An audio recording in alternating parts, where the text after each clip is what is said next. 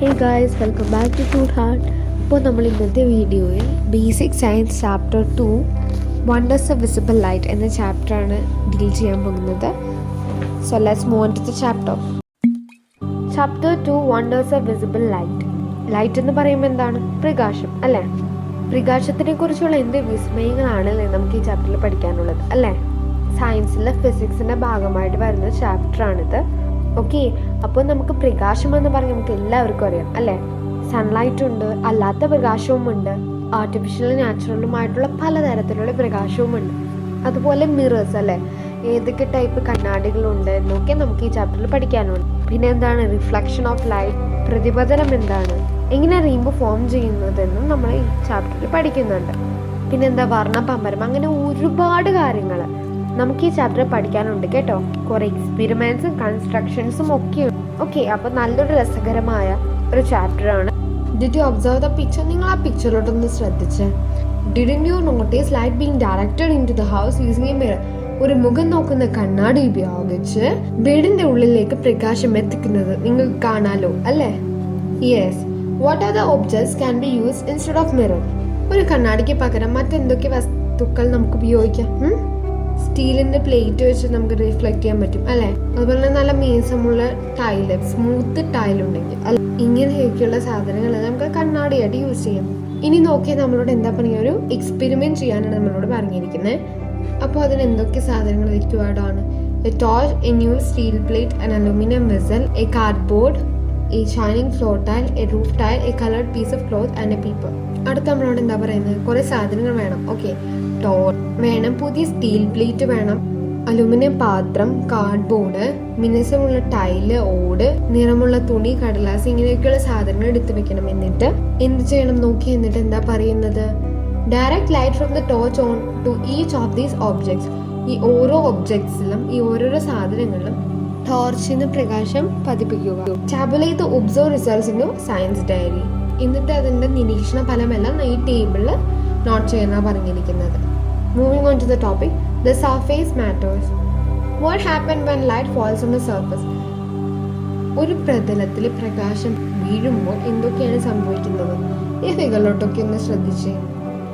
When light falls on a mirror, steel plate, smooth floor tile, etc., it is reflected regularly. This is known as regular reflection. അതായത് കണ്ണാടിയും steel പാത്രം അതുപോലെ മിനുസമുള്ള tile ഇങ്ങനെയുള്ള വസ്തുക്കളിലൊക്കെ പ്രകാശം പതിക്കുമ്പോൾ എന്താ ഉണ്ടാകുന്നത്? ക്രമമായാണ് പ്രതിപാദിക്കുന്നത്. ഈ ചിത്രത്തിൽ നമുക്ക് കാണാലോ ക്രമപ്രതിപതനം, അതായത് റെഗുലർ റിഫ്ലക്ഷൻ ആണ് ഇവിടെ നമുക്ക് കാണാൻ സാധിക്കുന്നത്. Mirrors R surfaces which reflect light regularly. പ്രകാശത്തെ ക്രമമായി പ്രതിപാദിപ്പിക്കുന്ന പ്രതലങ്ങളാണ് എന്ത്? ദർപ്പണങ്ങൾ. നമ്മൾ മിററിനെ മലയാളത്തിൽ എന്താ പറയുന്നത്? ദർപ്പണം എന്നാണ്. Okay, how does the light reflect when it falls on cardboard, roof tile, cloth etcetera? അപ്പോൾ ഈ കാർഡ്ബോർഡിലും ഓടിലും തുണിയിലൊക്കെ ലൈറ്റ് എങ്ങനെയാണ് റിഫ്ലക്ട് ചെയ്യുന്നത് എന്നാണ് നമ്മൾ നോക്കാൻ പോകുന്നത്. When light falls on rough surfaces, it is reflected irregularly. This is diffuse reflection. മിനുസമില്ലാത്ത പ്രതലത്തിൽ പ്രകാശം പതിക്കുമ്പോൾ ക്രമരഹിതമായി പ്രതിപാദിക്കുന്നു.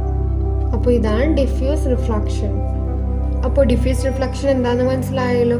റെഗുലർ ആയിട്ടാണോ റിഫ്ലക്റ്റ് ആവുന്നത്? അല്ല, റിഫ്ലക്റ്റ് ഇറഗുലർലി റിഫ്ലക്ട് ചെയ്യുന്നതാണ് ഡിഫ്യൂസ് റിഫ്ലക്ഷൻ. റെഗുലർ റിഫ്ലക്ട് ചെയ്യുന്നതോ regular reflection. Okay, light and sight. How do we see object? നമ്മൾ എങ്ങനെയാണ് ഒരു സാധനങ്ങൾ കാണുന്നത്? Can we see objects in a dark room? ഇത് നമ്മളൊരു ഇരുട്ട് റൂമിലാണെങ്കിൽ ഇരുട്ടത്ത് നമുക്ക് സാധനം കാണുവാൻ സാധിക്കുമോ? ഇല്ല അല്ലേ? Example illustration. Look at the path of light indicated by arrows. ഈ പിക്ചർ ഒന്ന് നോക്കാനാണ് പറഞ്ഞിരിക്കുന്നത്. We see an object when the light falling on the object is reflected into our eyes. നമ്മൾ ഒരു സാധനം കാണുന്നത് അഥവാ ഒരു ഒബ്ജക്റ്റ് കാണുന്നത് നമ്മുടെ കണ്ണിലേക്ക് ലൈറ്റ് റിഫ്ലക്ട് ചെയ്യുമ്പോഴാണ്.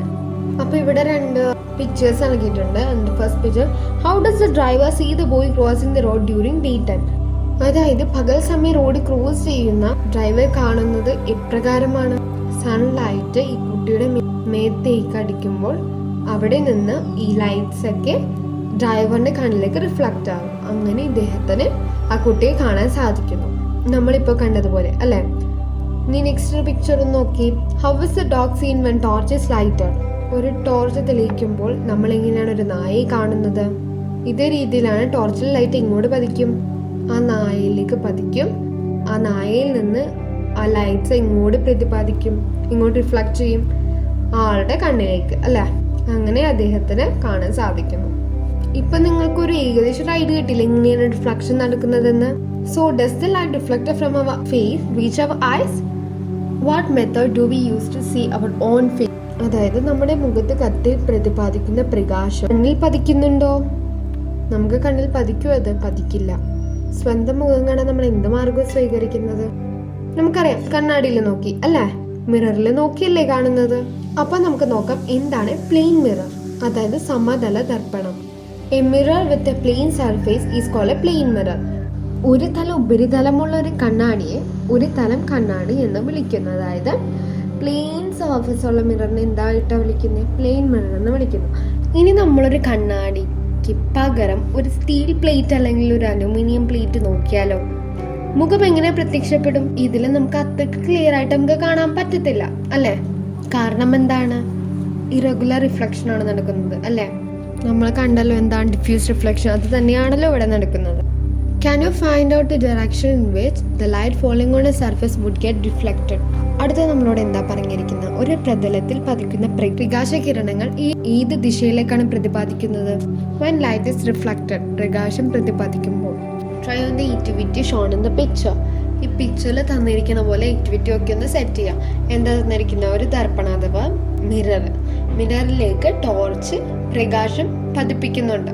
ആ പ്രകാശമാകട്ടെ റിഫ്ലക്ട് ചെയ്യുന്നുണ്ട്. മിറർ ഒരു റെഗുലർ റിഫ്ലക്ഷൻ, അതായത് റിഫ്ലക്ടർ ആയതുകൊണ്ട് അത് റിഫ്ലക്ട് ചെയ്ത് പോകുന്നുണ്ട്. അപ്പോൾ എന്താ സംഭവിക്കുന്നത്? ഈ മിററിലേക്ക് പതിപ്പിച്ച ലൈറ്റ്, ടോർച്ച് ലൈറ്റ് റിഫ്ലക്ട് ചെയ്ത് പോകുന്നുണ്ട്. Repeat the activity by directing light onto the mirror from different direction. പല ഡയറക്ഷനിൽ നിന്ന് light പതിപ്പിക്കാം. Do you see the light rays that move towards the mirror and those that are reflected from it? അതായത് നമ്മൾ പല ഡയറക്ഷൻസിൽ നിന്ന് നമ്മൾ ഈ മിററിലേക്ക് light പതിപ്പിക്കുമ്പോൾ മിററിലേക്ക് പതിക്കുന്ന പ്രകാശരശ്മികൾ, അതായത് റേസ്, ഈ മിററിൽ തട്ടി റിഫ്ലക്ട് ചെയ്തു പോകുന്ന റേസും കാണുന്നുണ്ടോ എന്നാണ് ചോദിച്ചിരിക്കുന്നത്. Try to draw the figure. അതെങ്ങനെ നമുക്ക് വരയ്ക്കാം? The ray falling on the mirror is called incident ray. ആ മിററിൽ പതിക്കുന്ന റേസ് ഉണ്ടല്ലോ, ആ റേനെ പറയുന്നതാണ് incident ray.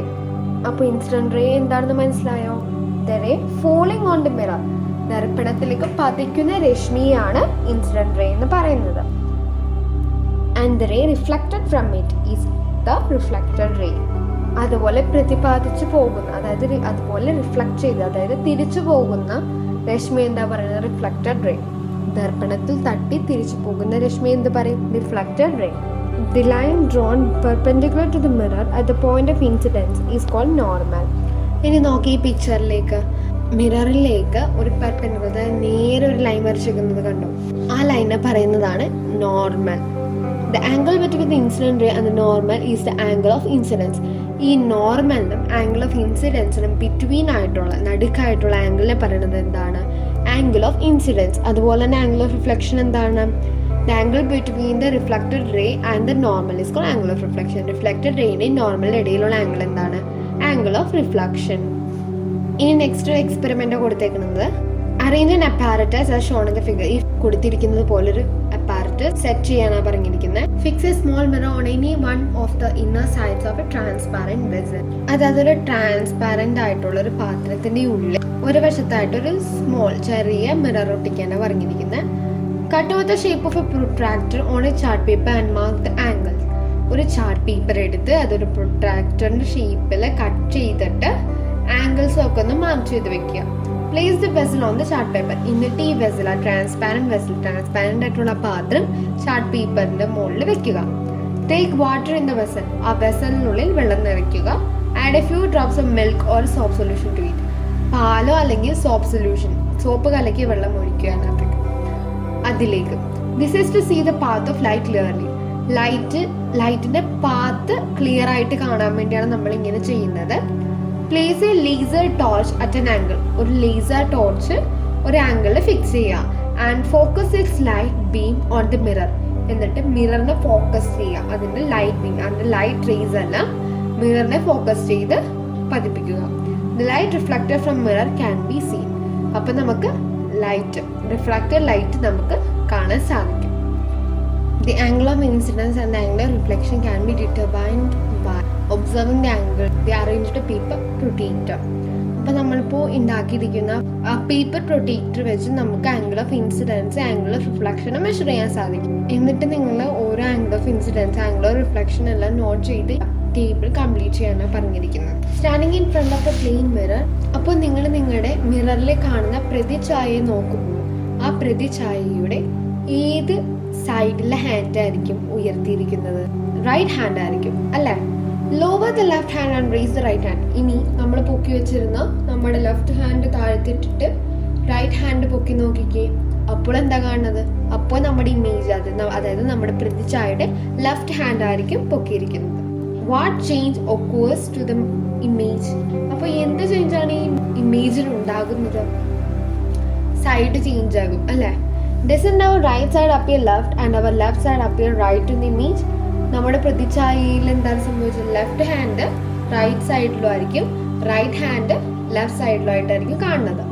Such a shift of the lateral side of the images in the opposite direction is called lateral inversion. വിപരീത ദിശയിലുള്ള ചിത്രങ്ങളുടെ lateral സൈഡിന്റെ അത്തരമൊരു മാറ്റത്തെ ലാറ്ററൽ വിപരീതം എന്ന് വിളിക്കുന്നു.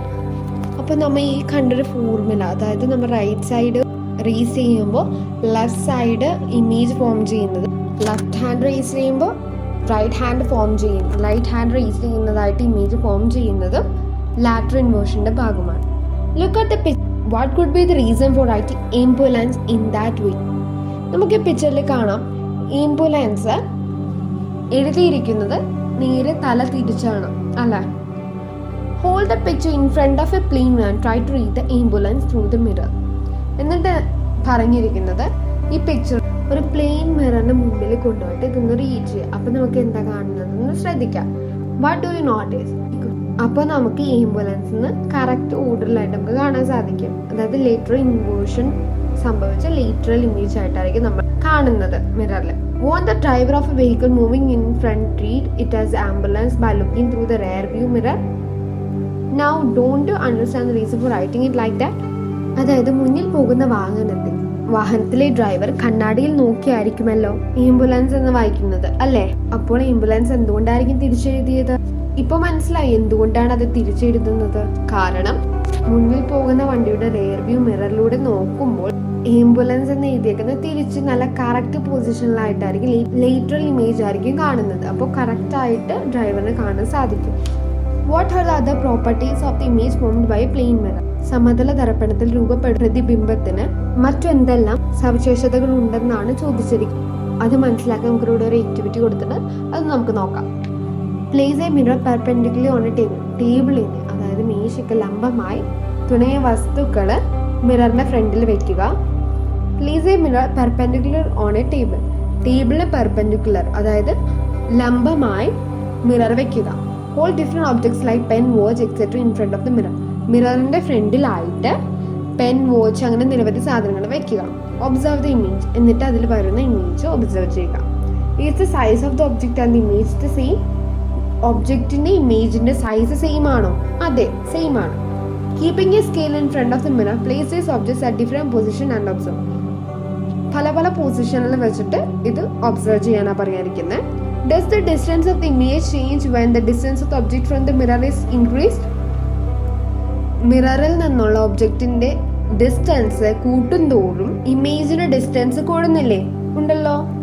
The properties of the image formed by a plane mirror may be summarized as follows. First point, ഇതൊക്കെ important ആണ് കേട്ടോ. The size of the image will be the same as that of the object.